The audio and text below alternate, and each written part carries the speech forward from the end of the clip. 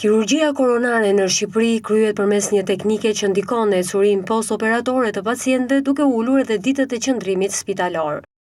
Përdorimi i arterieve të kraharorit për të realizuar bypassin në vend të venave të marra nga këmba ofron avantazhe të rëndësishme në jetëgjatësinë e pacientit. Këto arterie, duke qenë se preken më pak nga ateroskleroza në krahasim me venat e këmbëve dhe me arteret koronare të vetë pacientit, ofrojnë avantazhe të rëndësishme në jetëgjatësi. Në 78% të pacientëve që trajtohen këtu tek ne, aplikohet kjo teknikë për revaskularizimit arterial dhe në 40% të rasteve ne realizojmë operacione bypassit koronar pa përdorimin e qarkullimit ekstrakorporal, pra pa ndaluar zemrën. Gjithashtu, në pacientë të cilët janë kandidat të përshtatshëm për teknikën minimal invazive, ne kombinojmë pikërisht teknikën e operacionit të bypassit pa ndaluar zemrën me aksesin minimal invaziv. Përdorimi i teknikave minimal invazive ndikon drejt për drejt në ecurinë postoperatore të pacientëve, duke ulur ditëqëndrimin spitalor dhe duke mundësuar aktivizimin dhe mobilizimin e tyre më të shpejt për të rifilluar një jetesë normale.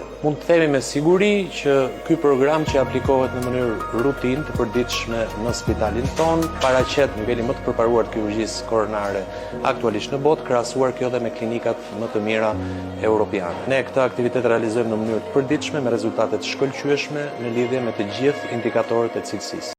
Video me mesazhin e Dr. Albin Fagut, kirurg kardiovaskular në Spitalin Universitar Shërqet Ndroçi, e shpërndau në rrjetet sociale kryeministri në rubrikën e tij të përditshme në Facebook.